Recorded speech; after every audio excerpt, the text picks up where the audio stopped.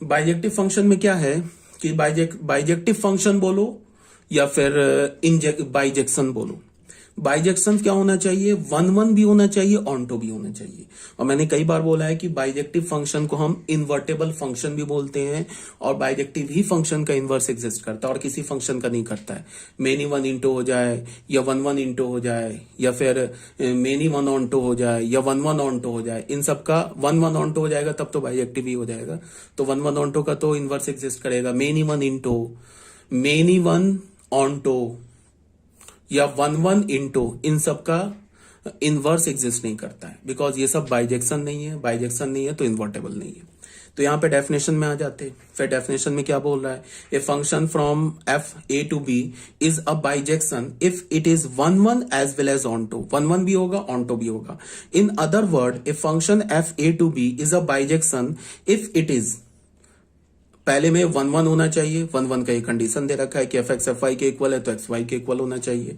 उसके बाद क्या बोल रहा है साथ में, ऑनटो। ऑनटो के लिए क्या बोल रहा है, that is for all Y belongs to B. Codomain का तुम कोई भी वाई उठा लो, एक हमें एक्स मिलना चाहिए। कोडोमेन का तुम कोई भी वाई उठा लो, there must exist an X, एक एक्स मिलना चाहिए। बिलोंग्स टू ए, डोमेन में मिलना चाहिए, ठीक है। Such that F of X is equal to Y, F of X किसके इक्वल होना चाहिए, वाई के इक्वल होना चाहिए, ठीक है। यहां तक आ रही है बात समझ में? तो ठीक है, क्वेश्चन नंबर 1 देखते हैं। एक फंक्शन दे रखा है हमारे पास A to B a function represented by the following diagram, check whether F is a bijection और नॉट। तो ऑब्वियस सी बात है बाइजेक्शन है, क्यों है, बिकॉज वन वन भी ऑनटो भी है। हाँ, एक बात अभी मैंने क्या बोला कि अगर कोई फंक्शन वन वन ऑनटो है तो उस केस में क्या होगा कि number of element in domain is equal to number of element in codomain. Codomain और डोमेन में सेम नंबर ऑफ एलिमेंट होंगे, कब, जब वो फंक्शन बाइजेक्टिव फंक्शन है। अगर कोई फंक्शन ऑनटो है तो ऑनटो में दो पॉसिबिलिटी हो सकती है। ऑनटो में यह भी हो सकता है कि डोमेन में ज्यादा एलिमेंट हो, कोडोमेन में कम एलिमेंट हो। ऑनटो है तो डोमेन में ज्यादा हो, मतलब number of element in domain is greater then number of element in codomain. Greater हो सकता है, अगर इस बात को मैं भी आगे डिस्कस करूंगा, एक जगह मैंने पॉइंट बना के लिखा है तो उसको भी हम लोग आगे डिस्कस करेंगे, ठीक है। तो हो गया ये। क्वेश्चन नंबर 2 में देख लो, prove that the function from the set of all real number to the set of all real number given by F x is equal to 2x minus 3 for all X belongs to Q is a bijective function. ये prove करना है कि bijective function है। तो bijective function कैसे prove करोगे, पहले इस फंक्शन को इंजेक्शन प्रूव कर दो, फिर सर्जेक्शन प्रूव कर दो। तो injection plus surjection is equal to bijection. तो यहाँ पे इंजेक्टिविटी के लिए हमने क्या बोला कि कोई भी एक्स वाई उठा लिया डोमेन में, रैशनल नंबर उठा लिया, एफ एक्स को एफ वाई के इक्वल किया, X is equal to Y आ गया, तो फंक्शन क्या हो गया हमारा, इंजेक्टिव मैप हो गया। F x is equal to F Y implies x is equal to Y for all X Y belongs to Q. Domain का कोई भी एक्स वाई उठाए, so F is an injective map, proof हो गया। अब क्या बोल रहा है, सर्जेक्टिविटी। सर्जेक्टिविटी के लिए क्या बोल रहा है, let Y be an arbitrary element of Q. Y हमने कोई भी को डोमेन का कोई एलिमेंट वाई उठा लिया, फिर एफ एक्स को वाई के इक्वल किया, फिर एक्स को वाई के टर्म में लिखा। अब तुम ऐसे देखो, यहां पे तुम वाई की जगह ना कोई भी रैशनल नंबर डालो, कोडोमेन का कोई भी रैशनल नंबर डालो, एक्स जो मिलेगा वो भी तो रैशनल ही मिलेगा, इरैशनल तो मिल नहीं सकता है, एक्स भी तो रैशनल मिलेगा। तो यहां पे क्या हो गया, clearly for all Y belongs to rational number, X ये भी रैशनल नंबर मिला। Thus for all Y belongs to Q codomain there exist X. तुम कोडोमेन का कोई भी वाई उठा लो, उसके क्रॉसपॉन्डिंग एक एक्स मिलेगा। वो एक्स किसके इक्वल होगा, वाई प्लस 3 के इक्वल होगा। जैसे हमने क्या लिखा, हमें क्या मिल रहा है, x is equal to y plus 3/2 ऐसे मिल रहा है ना। मान लो हमने ले लिया y का वैल्यू, हमने ले लिया 2 ले लिया, देन x क्या मिल जाएगा, 2 + 3/3, ये क्या हो गया 5/3। ठीक है, हमारे पास फंक्शन क्या गिवन है, हमारे पास फंक्शन एफ एक्स क्या गिवन है, 2x माइनस 3। तो अगर मैं कोडोमेन का कोई भी एक रैशनल नंबर उठाऊं, तो कोडोमेन का हमने रैशनल नंबर 2 उठा लिया, उसके क्रॉसपॉन्डिंग हमें x मिल गया। अब इस x को फंक्शन में डालोगे तो ये y मिल जाएगा। देख लो, f ऑफ 5/3 डालो तो क्या होगा, 2 × 5/3 - 3, ये क्या होगा -3, ये क्या होगा 10/3 - 3, क्या हो गया 1 बाई, कुछ गड़बड़ तो नहीं किया है, ठीक है 5/3 डाला ना, हमारे पास फंक्शन है 2x-3, ठीक है। तो x की जगह हमने क्या डाला, तो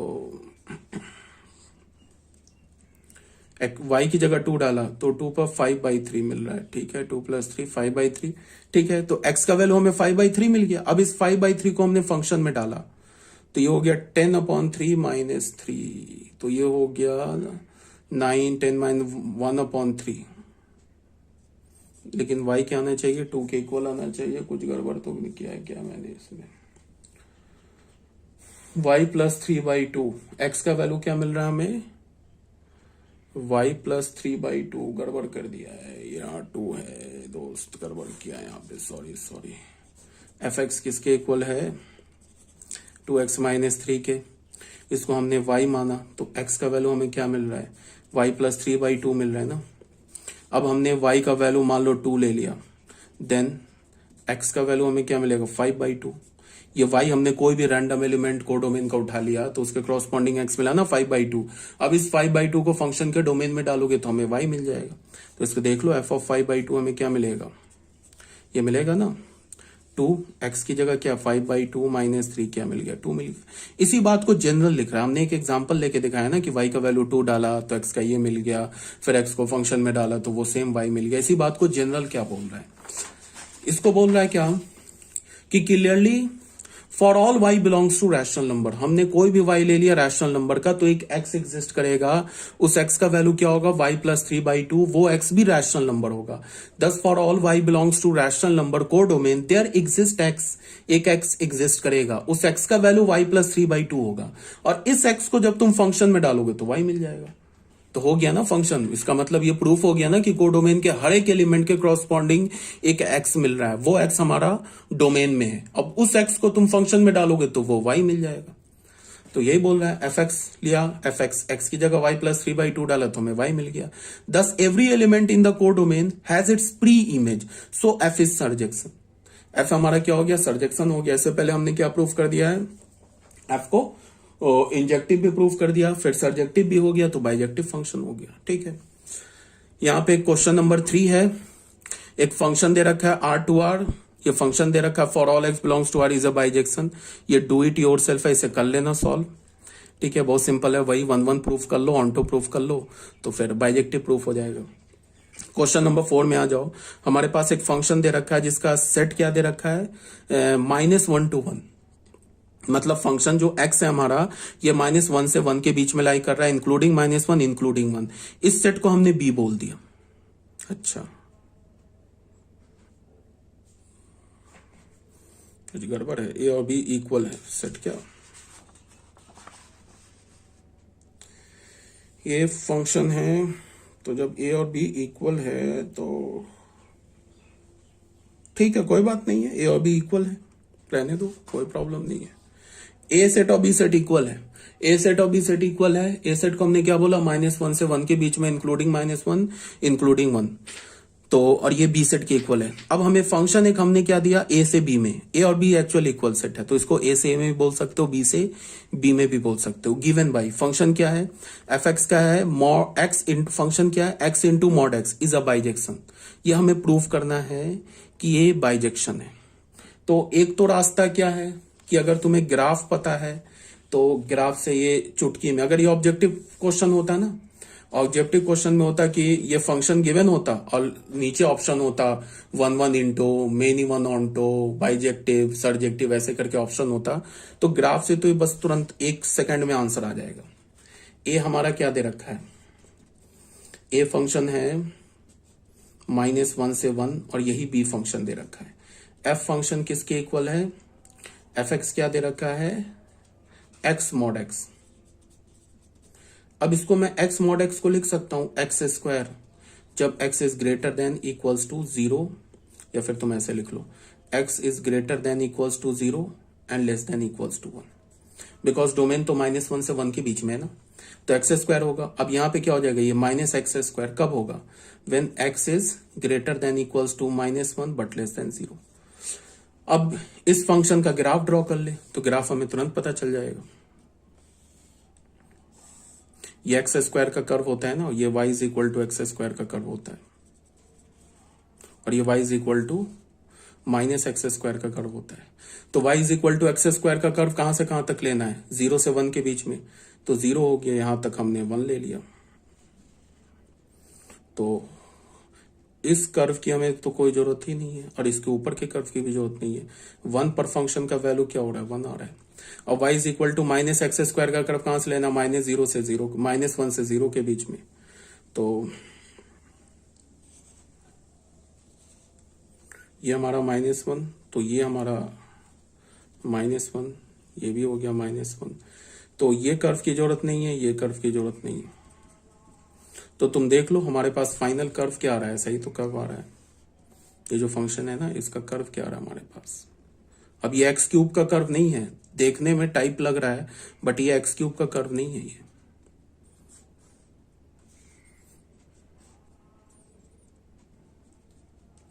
ये 1, ये 1, ये -1, ये -1। अब जब हमें फंक्शन का कर्व मिल गया ना, तो याद रखो अगर कर्व फंक्शन का गिवन है तो फिर दुनिया का कुछ भी पूछ ले फंक्शन में, ऑनटो है, इनटू है, 1 1 है, रेंज क्या है, डोमेन क्या है, इंक्रीजिंग है, डिक्रीजिंग है, कनकेव अपवर्ड है, कनकेव डाउनवर्ड है, पीरियोडिक है, कुछ भी पूछ ले दुनिया का, तुम फंक्शन का बता सकते हो ग्राफ देख के, अगर ग्राफ बनाना पॉसिबल है तो। बट हमारे पास क्या है कि हम सारे जो भी क्वेश्चंस है ना, जो भी हम पढ़ेंगे IIT-JEE में, जितने फंक्शंस हैं उन सारे फंक्शंस का ग्राफ ड्रॉ करना पॉसिबल नहीं है। हाँ, कुछ स्पेसिफिक या क्लास ऑफ फंक्शन का हम ग्राफ ड्रॉ करते हैं, जो मैंने ऑलरेडी 11th में ग्राफ बताया।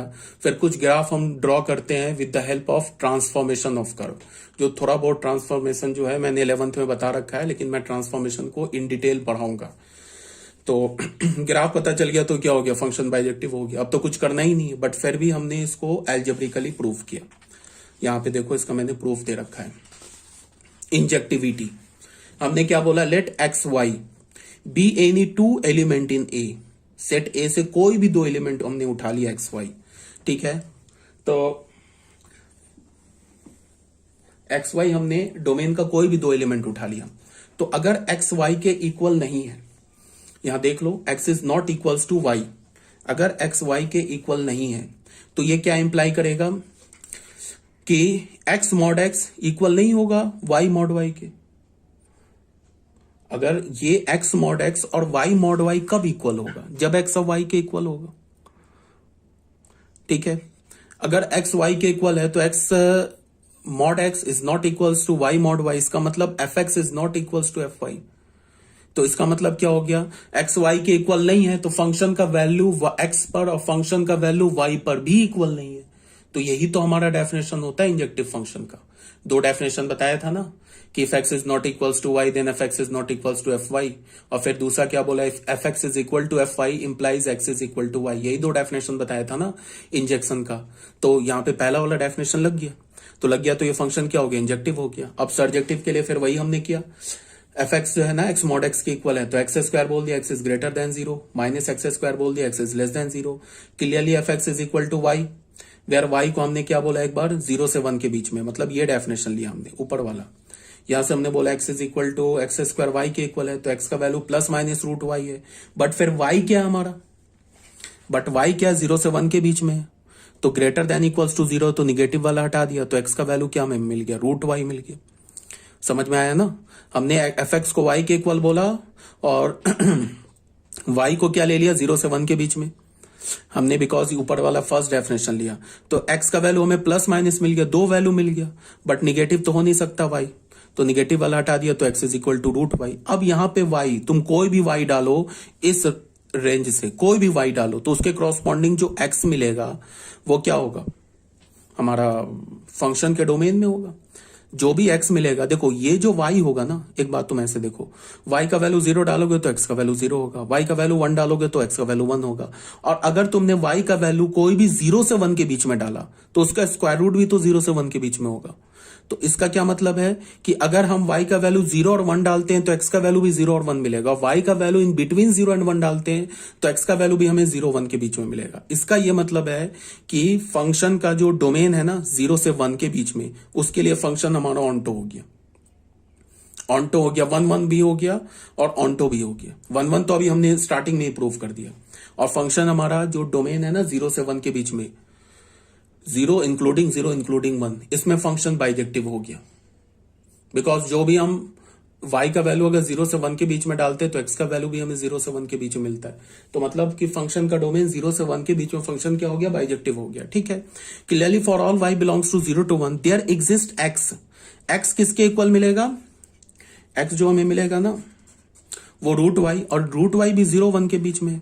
तो इसका मतलब क्या है कि अगर हमने y का वैल्यू 0 से 1 के बीच में डाला तो जो x मिलेगा वो भी 0 से 1 के बीच में, including 0 including 1, such that fx, उस x को अगर हमने फंक्शन में डालेंगे तो y मिल जाएगा। तो इसका मतलब फंक्शन हमारा 0 से 1 के बीच में ऑन्टो हो गया। मतलब ये ऊपर वाले पार्ट को हमने अभी बाइजेक्टिव प्रूफ कर दिया, नीचे वाले पार्ट को भी बाइजेक्टिव प्रूफ कर देंगे तो बाइजेक्शन, दो बाइजेक्शन फंक्शन मिला देंगे तो बाइजेक्शन ही होगा। अब अगेन fx को y लिया, अब y को -0 से 1 के बीच में कर दिया तो फिर x का वैल्यू क्या हमें मिल गया, -x² y के इक्वल हो गया। तो x is equal to plus minus root under -y। अब बहुत बच्चे इसको देखते ही बोलेंगे कि नॉट डिफाइंड -y आ गया स्क्वायर रूट में तो x डिफाइंड नहीं होगा। तो ये -y तो है बट ये -y पॉजिटिव है, क्यों, बिकॉज y निगेटिव है, -1 से 0 लिया है ना, तो -y पॉजिटिव है तो ये स्क्वायर रूट बिल्कुल डिफाइंड होगा।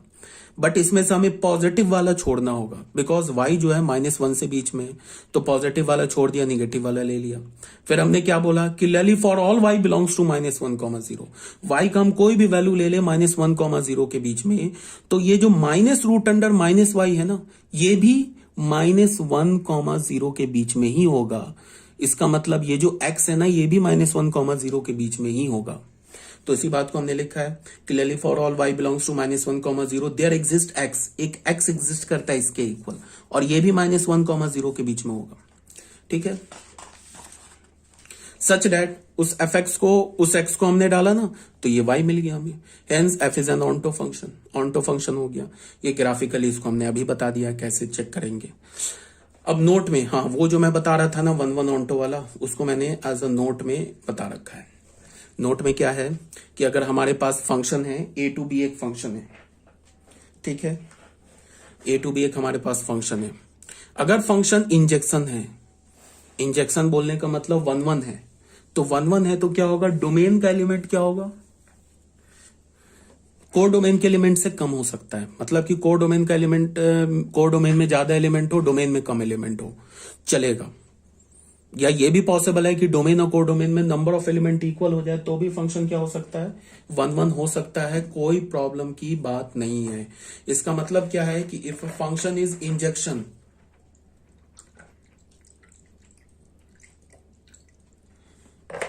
Sorry, if a function is if a function is injection, अगर हमारा फंक्शन इंजेक्शन है, 1 1 है, तो डोमेन और कोडोमेन में नंबर ऑफ एलिमेंट सेम भी हो सकता है, और डोमेन में नंबर ऑफ एलिमेंट कोडोमेन से कम भी हो सकता है। तो भी हमारा कैसे हो सकता है, कोई बच्चा बोलेगा, चलो एक बार ना फटाफट दिखा देते हैं, दोनों केस में दिखा देते हैं। मान लो कि हमारे पास ये ए फंक्शन है, ये बी ये सॉरी ए सेट है, बी सेट है, ये एफ फंक्शन है। मान लो 1 2 3 हो जाए, 5 6 7 8 हो जाए, तो देख लो यहां पे क्या है, n A less than n B है ना, फंक्शन 1 1 है। यहां पे एक हमने जी फंक्शन ले लिया, 1 2 3 ले लिया, 4 5 6 ले लिया, इसको हमने जी फंक्शन बोल दिया, ऐसे फंक्शन ले लिया। तो यहां पे क्या है, ये भी 1 1 फंक्शन है, तो यहां पे n is equal to n B होगी। ठीक है, एक तो ये बात हो गई। दूसरी बात क्या है कि अगर फंक्शन ऑन्टो हुआ, सर्जेक्टिव हुआ, तो number of element in B जो होगा वो क्या होगा, उल्टा हो जाएगा। अगर f हमारा सर्जेक्टिव हुआ तो number of element in B ये हो जाएगा less than equals to number of element in A, ऐसे हो जाएगा। अगर हमारा फंक्शन क्या हो गया, सर्जेक्टिव हो गया। तो ये देखो क्या है, हमारे पास ए फंक्शन है, ये हमारे पास बी फंक्शन है, ए बी। अगर हमारे पास फंक्शन एफ जो है ना सर्जेक्टिव है, मान लो 1 2 3 4 5 6 7, तो सर्जेक्टिव है तो ऐसा हो ही सकता है ना, बिल्कुल देख लो ये सर्जेक्टिव है। कोडोमेन में कम एलिमेंट है, या कोडोमेन के इक्वल भी हो सकता है, डोमेन कोडोमेन में इक्वल हो जाएगा। जैसे ये देख लो, ये भी तो सर्जेक्टिव है, इसमें डोमेन और कोडोमेन में इक्वल होगी, यही बात बोला जा रहा है। बट अगर फंक्शन बाइजेक्टिव है तो दोनों डोमेन और कोडोमेन के एलिमेंट को क्या होना होगा, इक्वल होना होगा। तभी तो यार डोमेन के हर एक एलिमेंट का इमेज कोडोमेन के हर एक एलिमेंट के साथ जाएगा एक एक करके, तो एक एक 1 to 1 हुआ है ना फंक्शन। तो ये ऑब्वियस ही बात है ना कि डोमेन और कोडोमेन में नंबर ऑफ एलिमेंट सेम होने चाहिए, तभी तो 1 1 भी होगा और साथ में ऑन्टो भी होगा। अब यहाँ पे कुछ प्रॉब्लम्स है बोर्ड लेवल, जैसा मैंने तुम लोग को ऑलरेडी बता रखा है, ये जो हमारा पीडीएफ है ये बोर्ड लेवल है। बट अगर तुम मेरी बात को ध्यान से सुनोगे और क्वेश्चन सॉल्व करोगे तो तुम अभी जो मैं पढ़ा रहा हूं इसके बेसिस पर भी तुम जेई मेंस के एटलीस्ट क्वेश्चन सॉल्व कर सकते हो। प्रीवियस ईयर तुम सॉल्व करोगे ना तो जेई, हाँ, बट एडवांस नहीं होगा। एडवांस यार अलग चीज होता है, तो एडवांस के लिए तो एक्स्ट्रा पढ़ना होगा। एडवांस मतलब आईआईटी। आईआईटी का मतलब क्या हो गया कि आईआईटी वर्ल्ड फेमस है, दुनिया के किसी कोने में जाओ, किसी भी यूनिवर्सिटी में जाओ, वहां पे तुम आईआईटी का नाम लो, लोग जानते हैं। भले ही और किसी में जेई मेंस का नाम लोगे नहीं जानते, आईआईटी को जानते हैं। आईआईटी को क्यों जानते हैं? क्योंकि जैसे हम बोलते हैं ना अमेरिका में प्रिंसटन यूनिवर्सिटी है, फेमस है, कैम्ब्रिज यूनिवर्सिटी, वो Massachusetts institute of technology MIT, वो सब फेमस है, इसे बोलते हैं ना।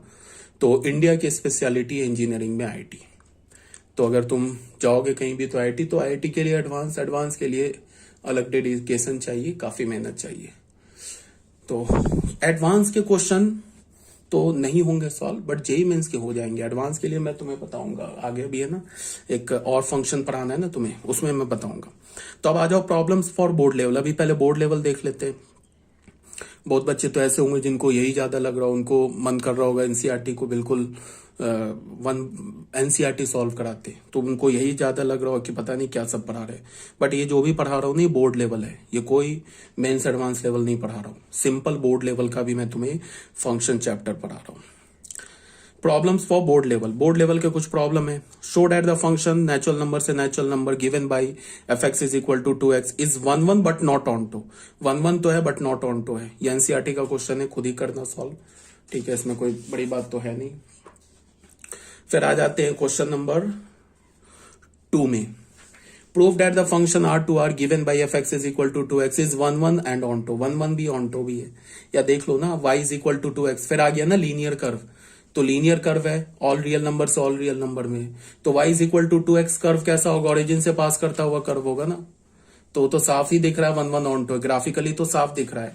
y is equal to 2x का कर्व कैसा होगा? ऐसा ही तो होगा। ये y is equal to x का कर्व है, तो y is equal to 2x थोड़ा सा ऊपर हो जाएगा। ये हमारा y is equal to 2x का कर्व हो गया। तो कर्व ही देख के बता रहे हैं ना कि ये फंक्शन 1 1 भी ऑन टू भी है, ठीक है। एल्जेब्रिकल प्रूफ कर लेना। कैसे प्रूफ करोगे? एक बार उसे इंजेक्टिव प्रूफ कर लो, फिर सर्जेक्टिव प्रूफ कर लो, तो हो जाएगा, ठीक है। Show that the function f r2r defined by fx is equal to x square is neither 1 1 not onto. ये हमें प्रूफ करना है कि जो फंक्शन है ना ही 1 1 है ना ही ऑन टू, ये तो क्लियर है। बिकॉज इस फंक्शन में जो y है, y का इस फंक्शन का रेंज क्या है? 0 टू इन्फिनिटी, तो कोडोमेन के इक्वल नहीं है, तो फंक्शन इंटो हो गया। और फिर दूसरी बात क्या है कि इस फंक्शन में जो y का वैल्यू होगा वो या तो 0 होगा या तो पॉजिटिव होगा, नेगेटिव तो हो नहीं सकता। बट कोडोमेन तो ऑल रियल नंबर है, उसमें नेगेटिव भी रियल नंबर है, तो यही सब देख के बता सकते हो। 1 1 भी नहीं है, क्यों नहीं है? बिकॉज -1 और 1 पे दोनों पे इमेज सेम है, तो हो गया many 1 into function. Prove that the greatest integer function f r2r given by fx is equal to greatest integer x is neither 1 1 not onto. ये तो ग्राफ से ही पता चल रहा है। x का वैल्यू अगर तुम 0 से 1 के बीच में लोगे, एक्सक्लूडिंग 0 इंक्लूडिंग 1, तो लोगे तो fx का वैल्यू क्या मिलेगा? हमें 0 मिलेगा। तो मतलब हो गया ना इनफाइनाइट x पर इमेज सेम हो गया, तो फंक्शन हो गया मेनी 1। फिर अगर तुम ए ग्रेटेस्ट इंटीजर फंक्शन का रेंज निकालोगे, वो तो क्या हमारा set of all integers, but इसका कोडोमेन क्या दे रखा? ऑल रियल नंबर, तो हो गया function many 1 onto function, ठीक है। Show that the function f हमारे पास है from the set of all real number, एक है इस फंक्शन का डोमेन क्या दे रखा है, from the set of all real number. Codomain में क्या दे रखा है, the set of all real number such that x lies between -1 to 1, defined by f x is equal to x plus 1 x upon 1 plus mod x, x belongs to R, is 1 onto function. ये bijective function है, ये NCERT का question है, इसे हमें prove करना है। देखो क्वेश्चन में क्या गिवन है, क्वेश्चन में गिवन है हमारे पास फंक्शन है जिसका डोमेन ऑल रियल नंबर है, को डोमेन क्या है -1 से 1, एक्सक्लूडिंग -1 एक्सक्लूडिंग 1। फंक्शन को हमने कैसे डिफाइन किया, एफ एक्स को बोला x upon 1 plus mod x बोला है, where x belongs to R बोल दिया। एक्स क्या है हमारा डोमेन, तो डोमेन तो ऑल रियल नंबर होगा, और को डोमेन -1 से 1 के बीच में, -1 और 1 एक्सक्लूडिंग है, तो ये हमें प्रूव करना है कि ये हमारा एक बाइजेक्टिव फंक्शन है। ठीक है, तो कोई बात नहीं है, एनसीईआरटी का क्वेश्चन है, देख लो। वी हैव, सबसे पहले मैंने क्या बोला कि जब भी क्वेश्चन में मॉड आता है तो पहला हमारा कर्तव्य क्या बनता है, मॉड हटाने का। बिना मॉड के साथ हम कभी भी क्वेश्चन नहीं सॉल्व करते, सबसे पहले मॉड हटाते हैं, उसके बाद फिर क्वेश्चन को एनालाइज करते हैं। मॉड हटाएंगे, जब भी मॉड हटाते हैं ना तो केसेस बन जाते हैं, किसी भी क्वेश्चन में तुम मॉड हटाओ केस बन जाएगा। मॉड हटाएंगे कब, जब एक्स को नॉन निगेटिव बोल के मॉड हटा देंगे सीधे, फिर एक्स को निगेटिव बोल के मॉड हटाएंगे, एक माइनस लगा देंगे। तो जब हमने एक्स को नॉन निगेटिव बोला तो फिर जब मॉड हटाया तो हमारा वो केस 1 बन गया, फिर जब हमने एक्स को निगेटिव बोल के मॉड हटाया तो फिर हमारा केस 2 बन गया। तो जब भी क्वेश्चन में मॉड हटाएंगे वहां पे केसेस आ जाएंगे, बिना केस के मॉड नहीं हटता है। ठीक है, तो हमने केस 1 बोला, केस 1 में हमने क्या बोला, यहां पे देखो फंक्शन को एफ एक्स को लिया ना, x is greater than equals to 0 बोल के, तो ग्रेटर देन इक्वल्स टू बोलने का ये नहीं मतलब हो गया कि एक्स का वैल्यू चला गया इन्फिनिटी तक। एक्स का value greater than equals to 0 तो है, बट लेस देन 1 भी है, क्योंकि ये क्वेश्चन में दे रखा है। और एक्स को लेस देन 0 बोलने का मतलब ये नहीं कि एक्स माइनस इन्फिनिटी तक चला गया, एक्स 0 से तो निगेटिव है, छोटा है, बट -1 से बड़ा है, ये भी ध्यान में रखना है। तो हमने केस 1 बोला, x is greater than 0 but less then 1, हमने ये केस बोला। तो इन दिस केस एफ एक्स क्या हो गया, एक्स अपॉन 1 प्लस एक्स हो गया। अब हमें क्या करें, इस केस 1 में पहले हम फंक्शन को एनालाइज कर रहे हैं, फिर केस 2 में हम फंक्शन को एनालाइज करेंगे। तो इंजेक्टिविटी में आ गए, let x Y belongs to R. अब एक्स वाई जो है हमारा, ये क्या होना है, ये तो रियल नंबर हो सकता है, बिकॉज एक्स वाई कहां से आ रहा है, डोमेन से। डोमेन क्या दे रखा है, set of all real number. तो हमने क्या बोला, let x Y belongs to all real number such that x is greater than 0। अच्छा, x is greater than 0, y is greater than 0। ठीक है, यहां पे गलत बोल रहे हैं ना, गलत बोल दिया ना मैंने, x जो होगा वो अच्छा, यहां पे कंफ्यूजन ऐसा मत समझ जाना, ये जो y है ना, ये y कोडोमेन का एलिमेंट नहीं है। y किसका एलिमेंट हमने लिया है, डोमेन का एलिमेंट लिया है, कंफ्यूज मत कर जाना।